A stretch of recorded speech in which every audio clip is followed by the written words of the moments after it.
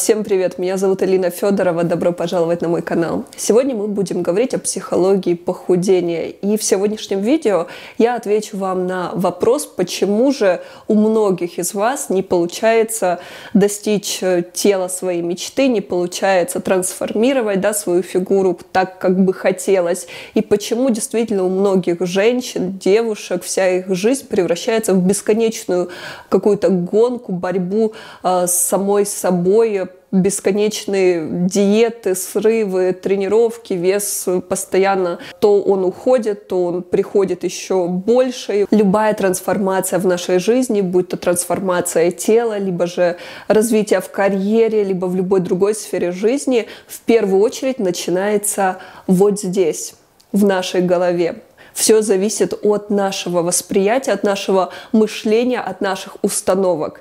И если не начать работать над своими убеждениями, не начать работать, грубо говоря, со своей головой, то успеха, увы, не будет. Либо он будет, но кратковременный. Помните о том, что самое главное — это наши мысли, это наше сознание. То, что мы думаем сами о себе, то, что мы думаем о мире, а потом уже, когда там совсем порядок, тогда уже можно приступать к каким-то физическим реальным действиям. Но если там все неправильно, полный бардак, а вы пытаетесь постоянно что-то предпринимать, ничего из этого и не выходит. Как я говорю, можно всю жизнь что-то пытаться, но все не туда, потому что не с того начинаете. Кстати, относительно недавно я записывала видео о том, куда девается ваша энергия, почему человеку не хватает ресурса для того, чтобы достигать своих целей, для реализации своих каких-то проектов и так далее. И там был один пункт, что энергия уходит тогда, когда человек борется с чем-то, он может бороться сам с собой. И действительно, многие женщины, девушки склонны, чтобы бороться с лишними килограммами, бороться с целлюлитом, бороться с лишним жиром на боках, бороться, не знаю, со своей ленью, бороться еще с чем-то, бороться за свои идеалы красоты. И действительно, жизнь таких девушек, она превращается просто в сплошную борьбу, которая отнимает уйму сил, что действительно, если человек, представьте, постоянно находится в таком сопротивлении, и все это, как мы понимаем, с переменным успехом, внутри бесконечное недовольство собой. На все это сопротивление у человека уходит уйма сил, уйма энергии, что портится настроение, просто нет вдохновения, нет желания, каких-то амбиций, то есть просто уже нет сил на это, чтобы заниматься, например, какой-то реализацией и так далее.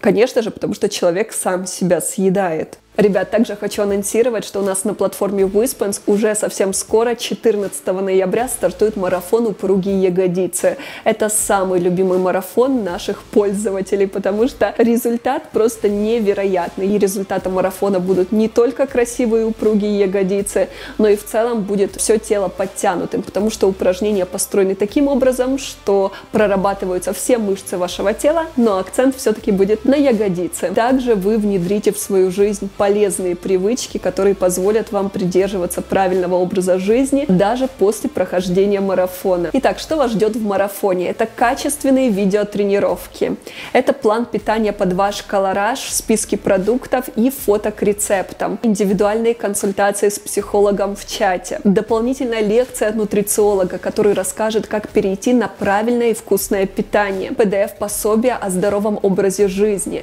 различные трекеры и чек-листы, которые позволят вам отслеживать ваш прогресс и не терять мотивацию. Для тех же участников, кто захочет получить денежные призы, нужно будет загрузить фото до и после. Для того, чтобы присоединиться к марафону, переходите по ссылке под этим видео и выбирайте подходящий тариф. Вообще очень важно отказаться от разных негативных формулировок, от каких-то формулировок, которые вас оскорбляют, потому что многие говорят о себе плохие вещи, и порой они уже даже настолько это в привычку входит, что люди даже не замечают.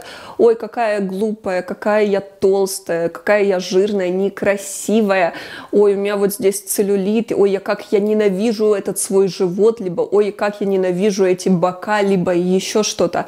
Ребят, когда вы, например, говорите о том, что вы ненавидите в себе какую-то часть вашего тела, пусть это будет целлюлит, либо, как вы считаете, лишние килограммы, но ведь это есть часть вас. Фактически это есть вы. И то есть вы другими словами говорите, что вы ненавидите себя, и порой говорите это очень часто. Вообще вот такие формулировки, они будут вас программировать и притягивать к вам очень негативные сценарии. И стать красивой девушкой, говоря при этом себе, что вы страшная девушка, причем очень часто это просто невозможно. Вы себя программируете быть такой, вы себя убеждаете в том, что вы такая. Так нельзя делать. И поэтому то, что вы должны сделать, это отслеживать ваши фразы, что вы говорите о себе, отслеживать свои мысли, что вы думаете о себе, и каждый раз себя останавливать. То есть поначалу, возможно, вам будет сложно, особенно если вы уже привыкли это регулярно делать, но все-таки говорите себе «стоп». Акцентируйте свое внимание, что вы сказали или подумали о себе плохо. Очень важно хвалить себя. Даже если у вас что-то не получилось, все равно сказать, что ну да, у меня не вышло там пройти всю тренировку, но я сделала столько упражнений, сколько могла, и я молодец.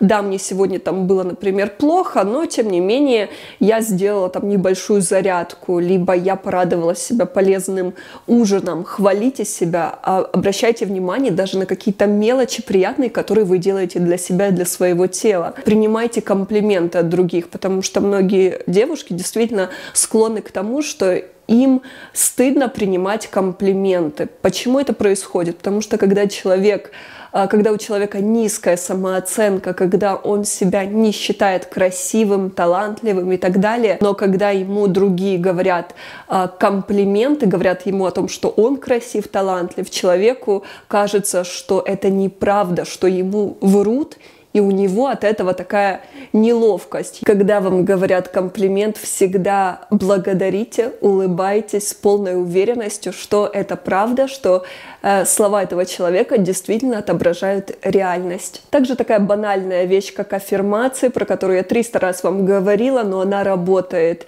И, например, у нас на платформе Wispens можно настроить аффирмации, они приходят каждый день, можно установить время, когда вы хотите их получать, и это очень круто работает. Я по себе сужу, я получаю эту аффирмацию как уведомление на телефоне, что, мол, ты прекрасный, у тебя будет прекрасный день, либо ты все сможешь, ты умна, красива, харизматична и всякое такое, и ты действительно веришь в это, ты улыбаешься, у тебя сразу же как какой-то прилив энергии и какое-то вот ощущение того, что реально да, я все смогу, я классная, это заряжает. То есть да, это такая штука, она действительно работает. Возможно, просто в зависимости от человека кому-то поначалу тоже будет неловко, как с комплиментами, но потом со временем вы привыкнете. И когда вы будете постоянно видеть эти вдохновляющие фразы, там, через какое-то время они начнут для вас работать. Они будут программировать ваше подсознание на тот посыл, который несет эта аффирмация. Вы можете выставить какие-то важные для вас вдохновляющие вещи на телефон, сделать какую-то заставку, либо же это может быть какая-то надпись у вас там в спальне, либо на зеркале в ванной. Если вам неловко, вы можете поставить это в каком-то месте, где никто, кроме вас, не видит. Это может быть даже ваш блокнот какой-то, где вы запишете фразы, которые больше всего вам откликаются, те вещи, которые вы больше всего хотите привлечь в свою жизнь, и просто их там вечером перед сном, либо утром после пробуждения перечитать. То есть у вас это займет каких-то 15 секунд. Ребят, я действительно искренне верю в такие штуки, как аффирмации, доска визуализации, потому что сама на себе проверяла, это работает. Действительно, мы способны программировать свое подсознание. И, например, когда я в прошлый раз делала доску визуализации, у меня там в течение 3 лет, наверное, я думаю, что 85% всего, что было на доске, все сбылось. Для того, чтобы стать лучше, достичь желаемого результата, и это касается не только фигуры, для начала нужно принять текущее положение дел. То есть нужно принять то, в каком вы сейчас виде, как вы сейчас выглядите, принять себя в том весе, в котором вы есть, и полюбить себя. Смотрите, я сейчас проведу аналогию. Например, если мы говорим не о фигуре, а, например, например, о финансовом состоянии человека. Вот человек находится в трудных финансовых обстоятельствах, условиях, он арендует там, например, комнату, еле за нее выплачивает, либо коммуналку, вот все очень плохо, он там на грани банкротства. Как нужно изменить свое мышление для того, чтобы улучшить, да, свое положение?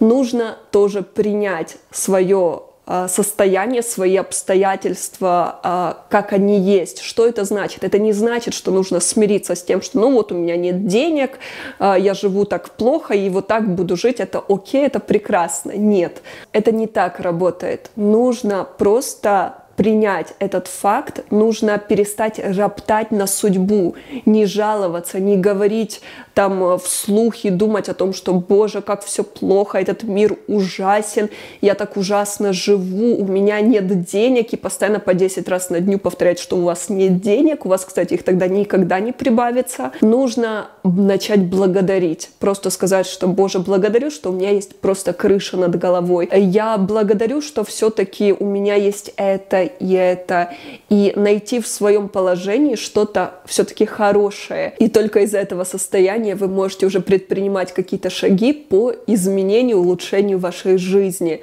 Но ни в коем случае не из недостатка. Если вы ворчите и говорите, как все плохо, то я могу точно вам сказать, что большинство ваших шагов предпринятых, ваших действий, они не увенчаются успехами. Скорее всего, будут какие-то новые преграды, и все равно ваша жизнь вас удовлетворять не будет. И тоже касается фигуры. То есть вы должны прийти к той точке, когда вы благодарите за свое тело, когда вы любите и принимаете себя, и только с той точки вы можете уже начать трансформацию себя и улучшать, и уже быть тем, кем вы хотите, а достичь вы можете действительно больших результатов. Но самое главное, что это все должно идти из любви к себе, а не из ненависти. Поверьте, заниматься фитнесом из любви к себе, из заботы о себе и из ненависти к себе в погонях за там какими-то стандартами, это совершенно два разных подхода, которые будут работать совершенно по-разному. И поверьте, ощущение неудовлетворенности человека никогда не покинет, если он выберет вот этот вот путь ненависти, непринятия себя. Такие девушки, даже если они достигают результата там, в фитнесе, то есть у них есть, да, прогресс, все равно нет радости, нет удовлетворенности, и это всегда такой успех переменчивый. Килограммы, они все равно будут периодически возвращаться, и человек всю жизнь будет страдать. Я знаю, что многие люди скажут, ну как можно себя полюбить, как можно себя принять, если я смотрю в зеркало, и мне все в себе не нравится. Мне не нравится мой живот, мне не нравятся мои бока и мой целлюлит. Как я могу себе врать и говорить о том, что это красиво и что я себя люблю? Но смотрите, я могу это понять, но когда мы говорим вообще о нашем теле, мы должны понимать, что наше тело — это не просто что-то созданное для красоты, для того, чтобы радовать глаз ваш, либо чей-то другой глаз, да. Наше тело, оно многофункционально. Мы можем благодаря нашим органам чувств видеть, слышать, ощущать этот мир. Мы можем бегать, мы можем танцевать, мы можем обнимать наших любимых, мы можем столько всего творить и создавать благодаря нашему телу. А если мы немножко углубимся в анатомию, если вы перечитаете учебник, да, там, за 9 класс, вы, кстати, можете посмотреть на ту информацию уже другими глазами и можете осознать, насколько продумано наше тело, насколько оно идеально создано, насколько это сложный такой организм. Это удивительно просто. Наше тело — это чудо какое-то. И если мы научимся на него смотреть с такой точки зрения, к вам любовь, она просто придет естественным путем к самому себе, к своему телу. Мы — это не только тело, мы — душа, которая внутри этого тела. Также у нас есть и наше эго, про которое мы говорили, да, тоже в одном из видео. То есть это наша личность, это набор наших личных качеств, наших навыков, наших талантов. И естественно, когда мы перестаем себя отождествлять только с телом, тогда у нас тоже приходит такая тотальная любовь к себе, потому что мы действительно очень многогранны, а тело мы способны менять. Когда к вам придет искренняя, настоящая любовь к себе, принятие, тогда вы будете очень легко трансформировать, менять свое тело. У вас это будет получаться гармонично, и что бы вообще с вами ни происходило, то есть у вас не будет такого, что у вас будет самобичевание, что вы будете недовольны чем-то. Нет, у вас будет вообще ощущение того, что вы прекрасны, что бы вы ни делали. Вы будете ощущать себя в гармонии, вы будете чувствовать свою самоценность, вы будете чувствовать, что вы ценны, что вы важны. Также от этого будет зависеть то, как вы будете выстраивать свои личные границы, ваша коммуникация с другими людьми, с вашим партнером, ваша карьера. В общем, от вашего отношения к себе будет вообще в целом зависеть вся ваша жизнь. Все очень взаимосвязано. Я думаю, что многие из вас слышали, читали о том, что для того, чтобы получить хороший результат, получить какой-то успех в деле, творчестве, нужно делать это все с любовью, да, вне зависимости, что вы там пишете картину, открываете свой бизнес. Так почему же мы думаем, что когда дело касается нас самих, это правило не работает? Тут все так же. Какой посыл мы имеем к себе, как мы к себе относимся, такой результат на выходе мы и получаем. Поэтому, когда мы говорим про тренировки, когда мы говорим про какие-то диеты, питание, тут все так же работает. Начните интересоваться нутрициологией. Прочтите хотя бы несколько каких-то базовых книг. Это могут быть даже статьи. Потом начните изучать составы тех продуктов, особенно которые вы едите чаще всего.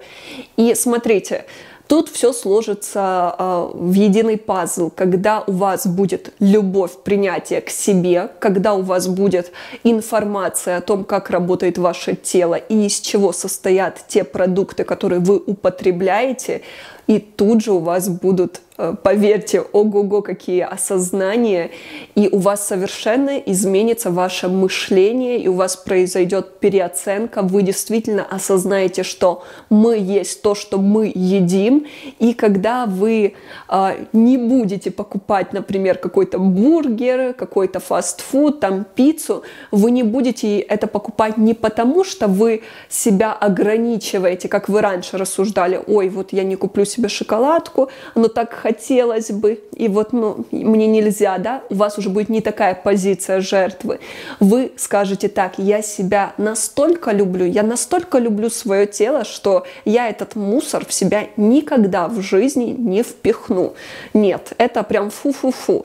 То есть те продукты, которые, возможно, вы раньше ели, которые вам нравились, со временем у вас могут вызывать просто отвращение. Поэтому тут, знаете, такое есть заблуждение. Некоторые люди действительно думают, там, что какие-то зожники, что они такие бедные, несчастные, едят эту капусту, себя так ограничивают, и вот люди на них смотрят, знаете, чуть ли не с такой жалостью. О, Боже, посмотрите, какой он несчастный со своим этим салатиком, а там совсем другое мышление, другая психология. А уж про то, что правильное питание — это далеко не одна капуста, салатик — это уже совсем другая тема разговора. Я думаю, что и так все знают, что это полный 100% миф. Также нашему развитию, нашему росту очень препятствуют ложные убеждения, либо заблуждения. Дело в том, что действительно я от многих слышала, что мол, люди не меняются. Да, есть такая фраза, которую часто употребляют, и я считаю, что она в корне неверная. Вернее, она работает, если вы в нее верите. Если вы решили для себя, что да, люди не меняются, они действительно для вас и не поменяются. И если вы считаете, что вы не можете меняться, вы и не поменяетесь. То есть Вселенная вам будет показывать то, что вы хотите видеть. Если человек верит в то, что, там у меня родственники полные, у нас генетика такая, и суждено мне быть полным, если человек искренне в это верит, он следует этой программе, он программирует свое подсознание, это для него и будет работать. Все будет именно так, как он считает. Смотрите, тут два подхода. Да, вы можете себя считать вот таким маленьким человеком, который не в состоянии меняться. Вот он такой родился, вот на него повлияли так обстоятельства, семья, генетика, все на свете на него влияло, он так сформировался, и все. И вот такой он всю жизнь и будет. Да, это может быть вот так, такой сценарий. Но если человек себе говорит, что я человек, и я могу расти, я могу меняться, я могу сам выбирать свою судьбу, я могу сам выбирать свой сценарий, я буду сам решать, кем я буду и как я буду выглядеть, и что я буду о себе думать, и какие у меня будут отношения с другими людьми. И я сам решаю, и я сам творю свою жизнь, то так оно и будет. И вы действительно способны выбрать ту жизнь, тот сценарий, который вы хотите. Вы можете выбрать то, как вы будете выглядеть. Не будьте очень зациклены на преображении вашего тела, на своей фигуре, на тренировках, потому что любая крайность — это всегда плохо. И это касается всего. То есть всегда важен баланс во всех сферах жизни. И опять-таки, если человек чересчур зациклен там, на фитнесе, на ЗОЖ, это все перерастает опять-таки в какие-то навязчивые мысли. От этого происходят разные психические расстройства. Это и расстройство пищевого поведения, это и какое-то неадекватное восприятие собственного тела, это опять-таки постоянное недовольство собой, это постоянные сравнения. Когда мы говорим о фитнесе, когда мы говорим о правильном питании, это настолько должно быть грамотно внедрено в жизнь вашу, чтобы вы не чувствовали напряга, чтобы это не было такое, что вы постоянно об этом думаете. Это просто должно стать частью вас, стать частью вашей жизни, когда это настолько для вас естественно, это настолько проявление любви, заботы к себе, что вам нравится это делать, что это не с-под палки вы идете. Вы же понимаете, что если у вас поход на фитнес — это как каторга, кара небесная, отсутствие шоколадки либо торта в доме, это как жесткое ограничение, то толку никакого не будет. Вы всегда будете страдать и всегда будете чувствовать себя несчастными, всегда будут какие-то срывы. Поэтому да, тут нужно полностью менять подход и отношение к здоровому образу жизни. Только так и никак иначе. Также у очень большого количества людей тяга к сладкому, переедание, все это является тем, что заглушает их боль. То есть у каждого человека это что-то свое. У кого-то, например, настолько недовольство его жизнью, настолько ему все не нравится в ней, что еда является единственным источником радости. Для другого человека это может быть как некий праздник, например, когда тоже его работа, например, кажется скучной. И вот знаете, жизнь кажется такой монотонной, серой, многообразие в еде, там какие-то блюда, обилие, да, всего вкусного, жирного, все это является неким праздником, что тоже дает человеку такие вот дофаминовые краски, приносит в его жизнь. А кто-то, возможно, одинок, и он за счет еды, там, под сериалы, все это он заглушает вот это свое одиночество, либо, например, там несчастье в личной жизни. Для некоторых девушек это может быть защитная реакция, потому что я знаю, что девушки, которые там пережили когда-то насилие, возможно, это в детстве было, либо попытку насилия,